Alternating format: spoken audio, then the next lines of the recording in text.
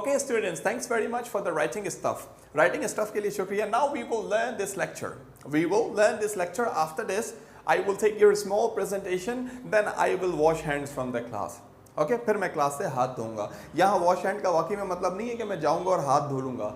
यहाँ wash hand का मतलब छुटकारा हासिल करूंगा, खत्म करूंगा. वॉश हैंड ऐसा ईडियम यूज कर रहा हूँ.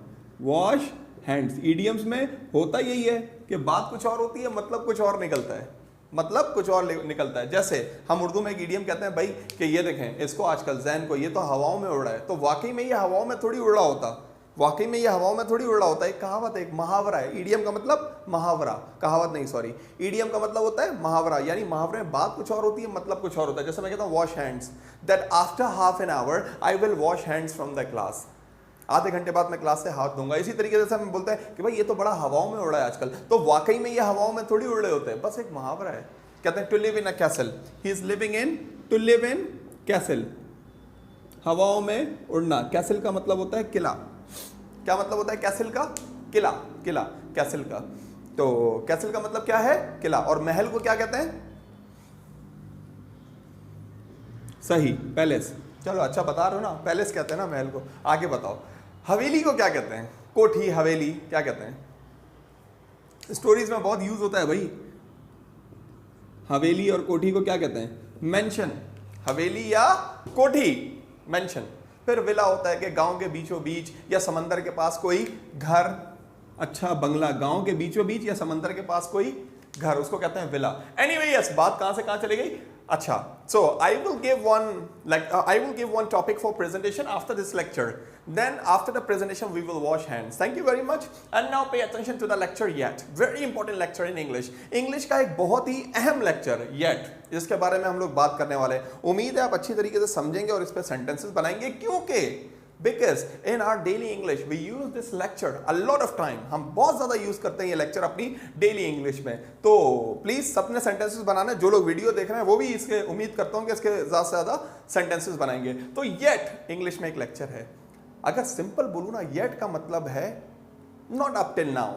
Not up till now. पहले तो ये जहन में बिठा लें कि येट नेगेटिव के लिए इस्तेमाल होता है, इंकारिया मनफी जुमलों के लिए इस्तेमाल होता है येट. इसका मतलब है नॉट अप टिल नाउ, ऐसा कोई काम जो अभी तक नहीं हुआ है, होना बाकी है.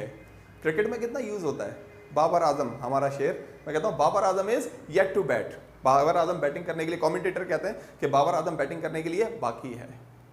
Okay, Shoaib Akhtar is yet to ball. Shoaib Akhtar ball करने के लिए बाकी है, कोच बनने के लिए बाकी है. एनीवे, तो येट क्या जहन में बिठाना है? सबसे पहले येट एक मनफी लेक्चर है, नेगेटिव की बात करता है. ओके, दूसरी बात, क्या नेगेटिव की बात करता है? कि ऐसा कोई काम जो अभी बाकी है, अभी तक हुआ नहीं है, रहता है जो काम, उसके लिए हम लोग इस्तेमाल करते हैं येट. एक येल भी होता है इंग्लिश में वर्ड. क्या होता है? येल, चिल्लाना. येल क्या वर्ड होता है? येल. येल का एक और वर्ड कौन सा है? शाउट तो सबसे आसान है ना सर.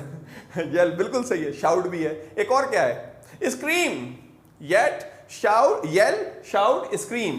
भाई येल भी है, स्क्रीम भी है, शाउट भी है, एक्स वाई जेड बहुत सारे. एनीवे, बस हमारा वर्ड है येट. यहां लिख देता हूं. हाँ, फिर आप बोलेंगे सर आप जो है ना रिमूव कर देते हैं. एनीवे, येट, स्क्रीम, शाउट सबका मतलब चिल्लाना. मगर हमारा लेक्चर येट नहीं है, येल नहीं है, हमारा लेक्चर है येट.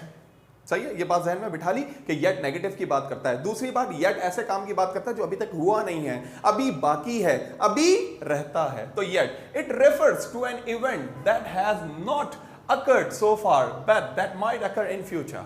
क्या करिए डेफिनेशन? करिए, it refers to an event that has not occurred so far but might occur in future. ऐसा कोई काम, यही तो करिए डेफिनेशन. टू एन इवेंट, ऐसा कोई काम, ऐसा कोई event that has not occurred, जो अभी तक वाकई नहीं हुआ, so far अभी तक नहीं हुआ, but that might occur in future, मगर फ्यूचर में हो सकता है. यानी अभी तक नहीं हुआ है काम, मगर वही तो मैं कह रहा था कि yet अभी तक नहीं हुआ है मगर फ्यूचर में हो सकता है, बाकी है, रहता है. क्रिकेट में भी तो ये कहते हैं कि Afridi is yet to bat, Babar Azam is yet to bat, चाचा Iftikhar is yet to bat. Yet to bat यानी अभी रहते हैं, कर सकते हैं, माइट कर सकते हैं, पॉसिबिलिटी है. तो येट लेक्चर क्या बात करता है? ऐसा कोई काम जो अभी तक हुआ नहीं है मगर हो सकता है, बाकी है, रहता है, होगा. येट. कैसे बनाते हैं हम लोग येट को, डेफिनेशन समझ आई होगी येट की कि नेगेटिव सेंटेंस है। Now we should come and we must come, should मतलब चाहिए, मस्ट मतलब जरूर चाहिए। We should come to the formula, हमें फॉर्मूला की तरफ आना चाहिए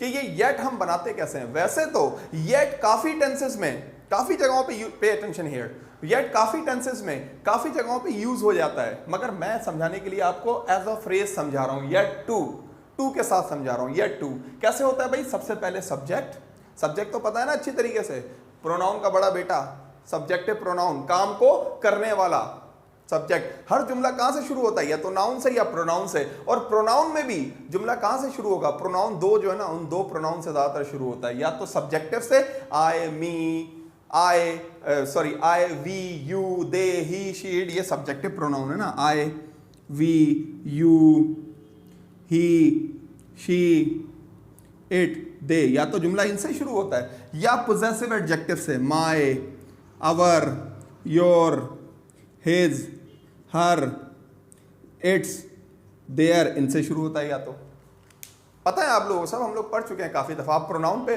जिन्होंने नहीं पढ़ा, जो वीडियो देख रहे हैं उनको चाहिए मेरा प्रोनाउन पे वीडियो देखें, बहुत इंपॉर्टेंट लेक्चर है प्रोनाउन, हम बड़े हल्के में ले जाते हैं। हालांकि सब्जेक्ट सबसे पहले, जुमला शुरू ही सब्जेक्ट या नाउन से, सब्जेक्टिव प्रोनाउन या नाउन या प्रोनाउन से होता है, तो सबसे पहले सब्जेक्ट आपको मालूम है, I, we, you, he, she, it, they. उसके बाद बी या टू, ये बी का मतलब है इज एम आर। क्या मतलब है बी का, इज एम आर की शॉर्ट फॉर्म है, इज एम आर का सिंबल है, इज एम आर का नाम है, बी फॉर्म ऑफ वर्ब। मगर इस लेक्चर में बड़ी बात है, मैंने बहुत जगह देखा है, अमेरिकन, ब्रिटिश, कैनेडियन, ऑस्ट्रेलियन, कभी कभार वो ये लेक्चर बी, पता क्या यूज करते हैं बी की जगह, हैव और हैज। तो कंफ्यूज नहीं होइएगा, सब कुछ लोग ऐसे बोलते हैं, ही इज, या यूं बोलते हैं he is yet to come, कुछ बोलते हैं he has yet to come. दोनों तरीकों से बोला जाता है, दोनों तरीके हैं। इज एम, मैं ज्यादा इज एम आर वाला, और मैंने ज्यादा सुना इज एम आर वाला है, तो मैं इज एम आर वाला जो है ना यूज करता हूं। वैसे हैव और हैज वाला भी है, यानी बी की जगह इज एम आर या हैव और हैज, डिपेंडिंग ऑन सिचुएशन। जैसे ही है तो इज लगा, वी है तो आर लगा, आई है तो एम लगा। अब इतना तो सर आपको मंजन मालूम होगा ना, इतना तो I don't need to go in that much deep, this one you know very well I guess. तो हैव और हैज का भी यही है कि आई के साथ, क्या लगता है आई के साथ, जी हमारे गांव में भी है भी लगता है, सही है ना, I have, we have, he has, she has, they have, like this, have और, या तो इज एम आर या हैव और हैज। तो खास ध्यान रहे फॉर्मूले पे, फॉर्मूला जहन में बैठा तो बाकी चीजें जहन में बैठी, सेंस को समझा, फॉर्मूले को मेमोराइज किया, याद किया, और फिर उसकी प्रैक्टिस की। Okay, subject be yet two plus verb first form, ये इंग्लिश का रूल है कि टू के बाद वर्ब की फर्स्ट फॉर्म आती है 99%। Subject be yet two plus verb first form plus object, जिस पे काम हो रहा है, जो एक्शन को रिसीव कर रहा है। पहला सेंटेंस देखें और सेंस को समझें, फिर दोबारा डेफिनेशन पे ला रहा हूं। ऐसा कोई काम जो अभी तक नहीं हुआ है, होना बाकी है, हो सकता है फ्यूचर में हो, रहता है अभी होने के लिए। ओके, ऐसा कोई काम जो रहता है अभी होने के लिए।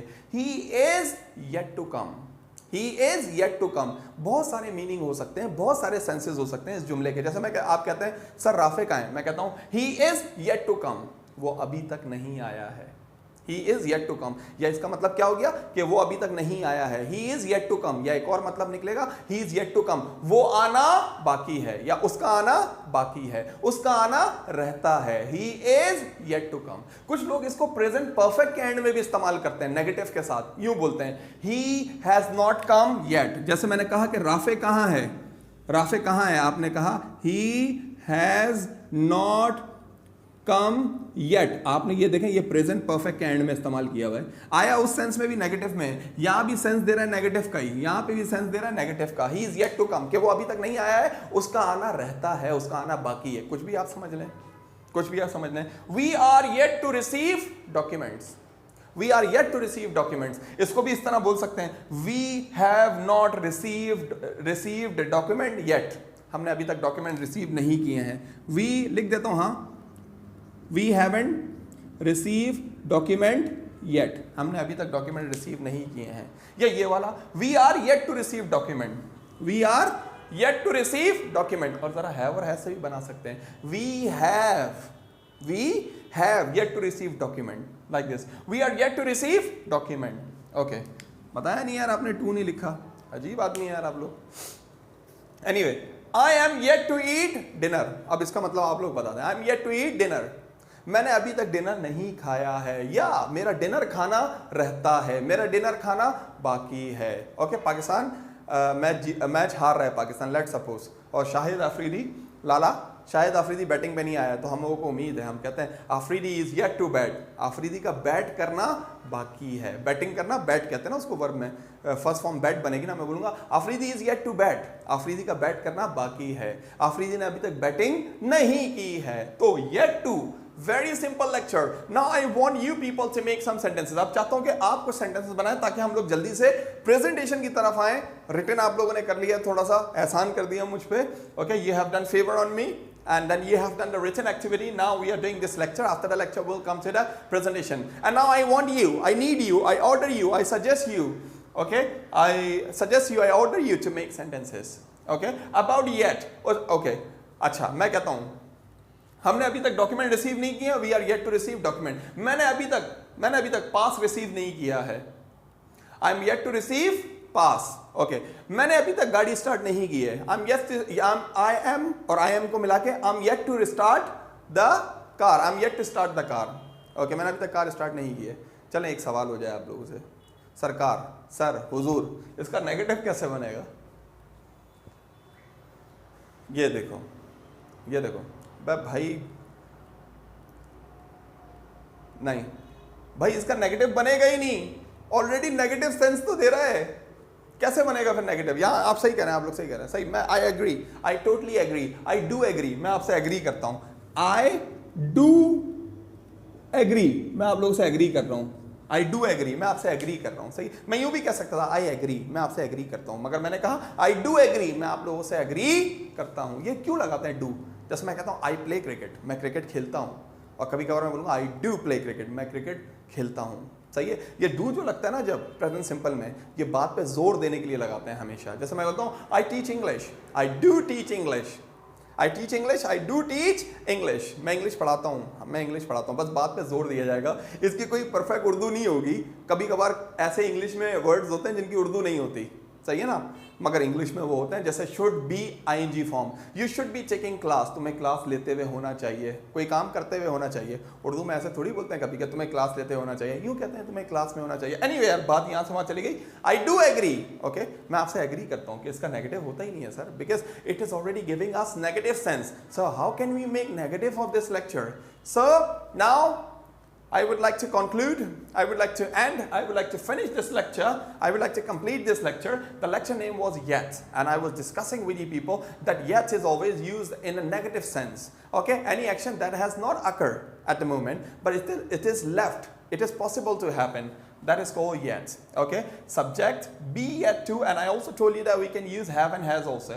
Subject be yet to plus verb first form plus object. Okay, you are yet to make sentences. आपने sentences नहीं बनाया, आपके sentences रहते हैं, sentences बाकी हैं. You are yet to receive or you are yet to make sentences. Okay, so please make sentences. इन पे भी बनाए. Wash hands, to live in a castle, palace, mansion, villa. Please carry on.